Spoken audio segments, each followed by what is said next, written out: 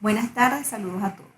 En esta oportunidad, en el contexto de la Cátedra de Derecho Internacional Público y bajo la tutela del doctor Jesús David Rojas Hernández, la persona a quien les habla, Gladys Zulay Sánchez, iniciaré un conversatorio sobre el relacionamiento o la vinculación que hay entre el derecho internacional y el derecho interno o nacional, desde la perspectiva de la teoría dualista del derecho internacional. Como esquema general vamos a ver un poco sobre algunos conceptos generales donde veremos algunas definiciones importantes para contextualizar la exposición y pasaremos luego en materia con la explicación de la teoría dualista y conversaremos sobre sus principales impulsores. Luego entraremos en temas más actuales para hablar sobre la realidad de la teoría dualista en la comunidad internacional y estudiaremos un caso emblemático desde el sistema dualista que fue puesto en prueba en una disputa entre Colombia y Nicaragua. Ya para cerrar, hablaremos un poco sobre la relación de la teoría dualista con la realidad actual de los derechos humanos y cerraremos con la presentación de dos casos para debate. El ordenamiento jurídico internacional y el ordenamiento jurídico nacional son dos conceptos importantes dentro del derecho internacional público. El ordenamiento jurídico internacional se le llama el conjunto de normas y principios que regulan las relaciones entre los estados y entre los estados con las otras entidades internacionales, es decir, con los sujetos del derecho internacional. Aquí se incluyen los tratados, los convenios internacionales, la costumbre internacional y los principios generales del derecho. Esto se vincula con lo que se conoce como derecho internacional.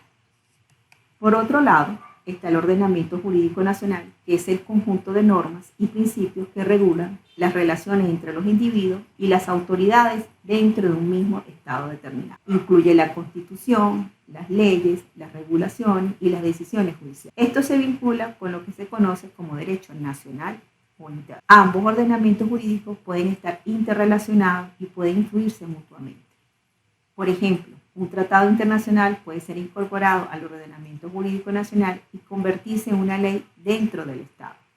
Y las leyes y regulaciones internas de un Estado pueden ser evaluadas en relación con los compromisos internacionales del Estado. Basado en lo anterior, debemos entonces hablar cómo es el relacionamiento entre el derecho internacional y el derecho interno. En primer lugar, debemos establecer que existen muchas teorías, pero las principales son dos.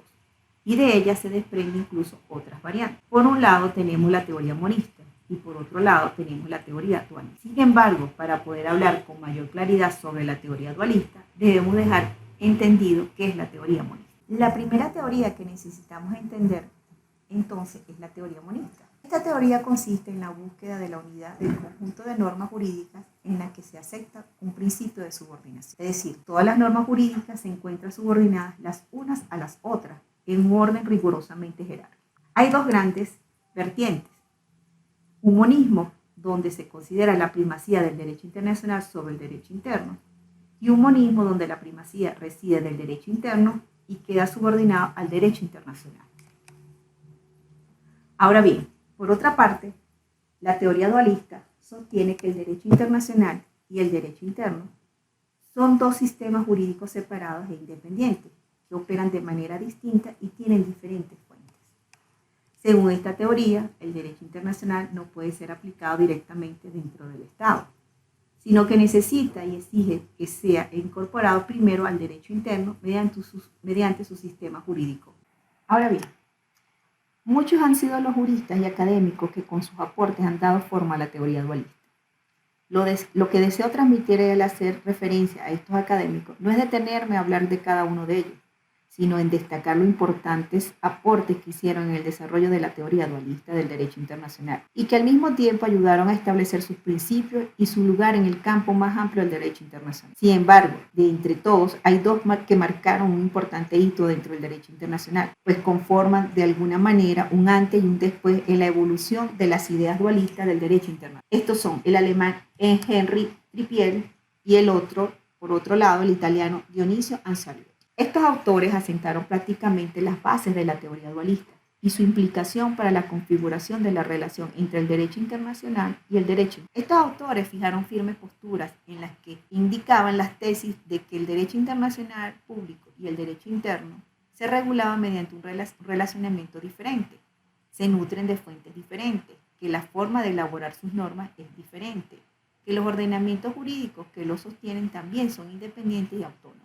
Es decir, fueron ellos quienes ayudaron a establecer con más precisión esta dualidad. Comenzamos con Henri Tripier. Fue un filósofo y jurista del derecho alemán que se inmortalizó con su libro Derecho Internacional y Derecho Nacional o Interno. Veía el derecho internacional y el derecho interno como dos sistemas jurídicos distintos y separados. El primero como un derecho objetivo, mientras que el interno es un derecho subjetivo. Al verlos como ordenamientos diferentes, también los consideraba que eran independientes el uno del otro. Por lo tanto, en su opinión, quedaba establecido que debían ser aplicados e interpretados de manera distinta. Tripier estableció una distinción entre el jus cogens y el derecho internacional convencional. Pongo el jus cogens para ver la fuerza que tiene el jus cogens en la actualidad. Y él dice que cuando habla de los tratados jus cogens, que se lo coloqué yo, tienen un estatus superior y no pueden ser anulados por el derecho nacional. Mientras que el derecho internacional convencional, los tratados que provienen del derecho internacional convencional, sí pueden tener modificaciones por los ordenamientos jurídicos nacionales. Hizo hincapié en el papel de los tribunales nacionales a la hora de interpretar y aplicar el derecho internacional dentro de sus propios sistemas jurídicos. Él ve el derecho internacional que solo puede ser aplicado dentro del Estado después de ser incorporado al derecho interno. Creía que los tribunales nacionales eran el principio y medio para hacer cumplir el derecho internacional. Tripier, por su parte, fue muy crítico con la teoría monista del derecho internacional y consideraba que el derecho internacional tiene efectos directos en los sistemas jurídicos nacionales y que tiene una supremacía sobre las leyes nacionales en conflicto. Sostiene que el enfoque dualista era necesario para preservar la independencia de los sistemas jurídicos nacionales y garantizar que el derecho internacional se adaptara adecuadamente a las tradiciones y principios jurídicos nacionales. Por otra parte, tenemos a Anziotti. Fue uno de los principales defensores de la teoría del dualismo de Henri Tripier. Las enseñanzas aportadas por Tripier encontraron eco en 1905, en Italia, con la obra de Dionisio Anziotti. Anziotti prosiguió la obra de Tripier, pero presentó una perspectiva del dualismo diferente. En este sentido, Anziotti abre la vía de la excepción para la aplicación del derecho internacional dentro del derecho interno sin la debida transformación. Según los postulados de Anziotti, la relación entre el derecho internacional y el derecho nacional en los estados dualistas es una relación de incorporación, en que el derecho internacional solo tiene fuerza dentro del sistema jurídico nacional en la medida en que ha sido incorporado al derecho nacional. Para Anziotti no puede haber conflicto entre el derecho internacional y el derecho interno. Lo que puede existir son reenvíos y restricciones. La teoría del dualismo del derecho internacional, que postula que el derecho internacional y el derecho interno son sistemas jurídicos separados, es seguida por muchos países, además de los que le aparecen en la pantalla. Es difícil, todos estos países tienen un sistema dualista, lo que significa que los tratados y acuerdos internacionales no son directamente aplicables en el derecho interno, sino que deben primero transformarse en derecho nacional a través de la acción legislativa o parlamentaria. Podríamos entonces afirmar que la teoría dualista de alguna manera se fue imponiendo como un mecanismo para salvaguardar la soberanía de las naciones en tiempos en que cada vez ha cobrado más fuerza las banderas de la interconexión y la globalización. Veamos ahora un caso donde se puso a prueba la fortaleza del sistema dualista. Se trata de un litigio de limitación territorial y marítima entre Colombia y Nicaragua. Un desacuerdo entre ambos países sobre sus fronteras marítimas y terrestres. La disputa se remonta en varias décadas atrás y ha sido objeto de varias sentencias de tribunales internacionales, incluidas las de la Corte Internacional de Justicia. En 1928 se inició una disputa entre Colombia y Nicaragua por la jurisdicción de los espacios marítimos en el occidente del Mar Caribe. Ambos países firmaron un tratado llamado Escarré-Bárcena, donde la costa de Mosquito y las islas de los alrededores pasarían a ser de Managua y el archipiélago de San Andrés y provincia pasaron a ser parte de Colombia. En ese entonces Nicaragua estaba ocupada por los Estados Unidos. En 1948 se suscribe la Carta de la Organización de los Estados Americanos, la OEA, y Nicaragua reclama nuevos límites marítimos con Colombia. En 1980, la Junta Sandinista declara nula el Tratado de Escarré-Bárcena y reclama el archipiélago de San Andrés, provincia y Santa Catalina. Desde entonces empieza un largo proceso de litigio. No es mi intención debatir o opinar sobre el caso propiamente.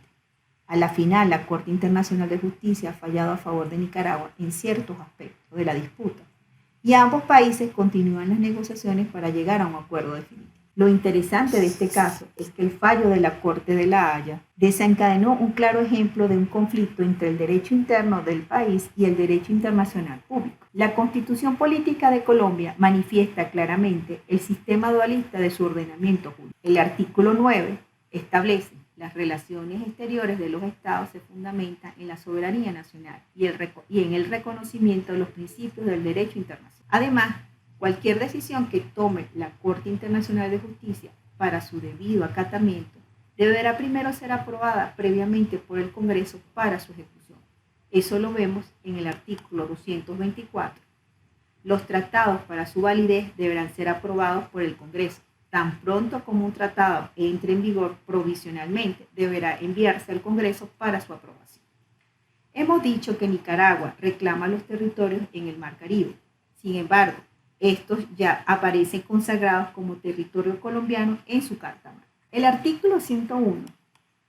Forman parte de Colombia, además del territorio continental, el archipiélago de San Andrés, Providencia y Santa Catalina, la isla de Malpeo y demás islas, islotes, cayos, morros y bancos que le pertenecen. Por lo tanto, ceder estos territorios implicaría un cambio en la Constitución. Esto implica que por estar estos territorios implícitamente señalados dentro de la Constitución política, además de necesitar de la aprobación del Congreso, se requiere de la participación de la Corte Constitucional. El artículo 241. A la Corte Constitucional se le confía la guarda de la integridad y supremacía de la Constitución, en los estrictos y precisos términos de este artículo. Con tal fin, cumplirá las siguientes funciones. 10. Decidir definitivamente sobre la exigibilidad de los tratados internacionales y de las leyes que lo aprueban. Dado lo anterior y por tener un ordenamiento dualista, surge para esta clase un caso interesante de estudio, porque pone a prueba la relación entre el orden jurídico internacional ante el fallo que pueda tener una Corte Internacional y el ordenamiento jurídico nacional para el acatamiento del mismo. Si el fallo fuera en contra de Colombia y hubiera perdido sus islas, la Corte Internacional de La Haya se estaría imponiendo por encima de la Constitución política. Pero si cumple con la integridad de su Constitución política, en lo que respecta a la defensa de la inviolabilidad del territorio, entonces se estaría incumpliendo un fallo de una autoridad internacional. Al respecto, me gustaría hacer dos observaciones a tener. La primera es recordar que las razones del orden interno no se consideran como una excusa para proceder al incumplimiento de los tratados internacionales. Así lo recoge la Convención de Viena, ONU 1969. Una parte no podrá invocar las disposiciones de su derecho interno como justificación del incumplimiento de un tratado. Artículo 27. La segunda referencia es que, habiendo visto cómo el sistema dualista defiende la soberanía nacional, no obstante, en la mayoría de las legislaciones del mundo han acatado y han asumido una visión más monista en los aspectos específicos asociados a los derechos humanos. Y con esto voy cerrando mi exposición y haciendo algunas referencias sobre la realidad de los derechos humanos. En el caso de la Constitución Política Colombiana, que se ha declarado explícitamente establecido como un sistema dualista, no obstante, en su Constitución ha dejado entrever que solo y exclusivamente en materia de derechos humanos acepta una vocación monista. El artículo 93 establece: los tratados y convenios internacionales ratificados por el Congreso que recogen los derechos humanos y que prohíben su limitación en los estados de excepción prevalecen en el orden interno. Los derechos y deberes consagrados en esta carta se interpretan de conformidad con los tratados internacionales sobre derechos humanos ratificados por Colombia. En el preámbulo de la Declaración Universal de los Derechos Humanos se instan a los Estados miembros a comprometerse en asegurar en cooperación con las organizaciones de las Naciones Unidas el respeto universal y efectivo a los derechos y libertades fundamentales del hombre. Ciertamente que la Declaración Universal de los Derechos Humanos no contiene un solo artículo que obliga a los estados a garantizar los derechos humanos, sino que todos los artículos son importantes en este sentido. La declaración establece una serie de derechos y libertades universales que deben ser respetados y protegidos por todos los estados. Por otro lado, la Declaración Universal de los Derechos Humanos tampoco es un tratado vinculante, sino una proclamación de las aspiraciones y valores comunes de la humanidad. Sin embargo, solo es posible su realización a través de tratados internacionales y leyes nacionales para que los derechos humanos se conviertan en derechos legales y se le hagan vinculantes para los estados. En este contexto, los exponentes de la teoría dualista del derecho internacional se están cuestionando cada vez más dentro del contexto de la defensa de los derechos humanos, por cuanto que muchos estados reconocen la aplicabilidad directa del derecho internacional de los derechos humanos en los tribunales nacionales. Las posiciones actuales de la teoría dualista del derecho internacional en relación con la defensa de los derechos humanos está evolucionando, reflejando el cambio de actitudes hacia el papel del derecho internacional en la protección de los derechos humanos y el creciente reconocimiento de la interdependencia de los sistemas jurídicos internacionales y nacionales en la promoción y protección de los derechos humanos. Les quiero ahora proponer 2 temas para debatir e intercambiar impresiones y opiniones. El primer caso tiene que ver sobre Venezuela. ¿La Guyana Esequiba es nuestra? Sí. Si es nuestra, claro que lo es. De acuerdo con el Iutis Possidetis Juris, el territorio que era considerado como de Venezuela cuando era una colonia española, iba a ser el mismo cuando se convirtió en república. Venezuela lo aceptó de buena fe, pero resulta que fue una componente entre los estadounidenses, los británicos y un jurista ruso que hizo que se decidiera el 3 de octubre de 1899 a favor del Reino Unido, estableciendo la línea Shortbock como la frontera entre ambos territorios. A este polémico fallo se le conoce hoy como el laudo arbitral de París. Medio siglo después surgieron evidencias en las que se descubrió que el laudo fue una componente política. Venezuela hoy en día considera que el Esequibo fue tomado de forma ilegítima e ilegal por Gran Bretaña en el siglo XIX y por eso lo reclama. El laudo arbitral de París afirma que fue un acuerdo amañado y una componente entre los grandes imperios de la época. Las revelaciones del fraude sirvieron para que Venezuela denunciara el laudo ante el mundo y lo declarara nulo e ilegal. Las tensiones desde entonces han continuado. Sin embargo, recientemente Guyana introdujo en el 2018 ante la Corte Internacional de Justicia de La Haya una solicitud para que se resuelva el conflicto territorial, pero Venezuela ha negado desde entonces la legitimidad de esa institución para resolver la disputa. El 18 de diciembre del 2020, la Corte Internacional de Justicia dio a conocer su fallo en el que se declara competente en el asunto, pero Venezuela no lo acepta. Venezuela considera que si asiste a la Corte Internacional de La Haya sería para decidir si el laudo de París es nulo o no, y ese no es el tema que reclama. Recientemente, el presidente de Venezuela le envió una carta al secretario general de la ONU en la que solicita mediar en el diferendo territorial. La dura experiencia histórica de agresiones económicas y despojos territoriales por parte de las potencias imperiales nos dejó como lección jamás someter nuestra soberanía a las decisiones de instancias internacionales. Se lee el texto. ¿Tiene Maduro razón? Ante la realidad de nuestra Guyana Esequiba, ¿qué sistema ha favorecido o hubiera desfavorecido más a Venezuela? Es una pregunta. ¿El sistema monista o el sistema dual? En el siguiente caso que le propongo es comentar está relacionado con las instituciones internacionales. Siguen siendo tan sólidas y creíbles como en el pasado. Veamos unos recortes de la prensa internacional, donde cada vez más seguido hay una matriz sobre la destrucción que genera instituciones como la ONU. Vemos aquí cómo el presidente de El Salvador se toma un selfie en la Asamblea General para exponer que su formato es obsoleto. Vemos aquí en Ginebra la ONU se volverá obsoleta. Tenemos el periódico alemán que habla y da su opinión que dice la ONU obsoleta en el nuevo mundo. Tenemos otros periódicos que hablan la ONU una estructura cada vez más disfuncional para el occidente. Tenemos aquí Le Monde, el Consejo de Seguridad cumple 75 años. ¿Sirve para algo en el siglo XXI? Tenemos el periódico El País. ¿Sirve para algo las Naciones Unidas en el siglo XXI? Hemos visto que en las teorías dualistas, que el derecho internacional y el derecho nacional existen como sistemas jurídicos separados y distintos, y que el derecho internacional solo llega a ser vinculante para los estados cuando se incorpora al derecho nacional a través de una legislación. Sin embargo, los exponentes de la teoría monista consideran que existe un principio de subordinación, según el cual todas las normas jurídicas se encuentran subordinadas las unas a las otras, en un orden jerárquico, y que una de las corrientes es ver una teoría monista con primacía del derecho internacional. Sin embargo, cuando los tratados internacionales surgen de instituciones que están perdiendo aceleradamente la credibilidad, Nos surge la siguiente pregunta. ¿Los estados pueden seguir confiando en que los tratados internacionales que se desprenden de estas instituciones deben asumirse subordinando las disposiciones legales del derecho interno? Es una pregunta que como ciudadanos todos debemos hacernos, interpelarnos y ser activos en cuestionar en pro de estas instituciones que ciertamente sí han sido de un mayor beneficio a la humanidad. Hasta aquí mi exposición. Gracias por acompañarme en esta exposición y por su participación.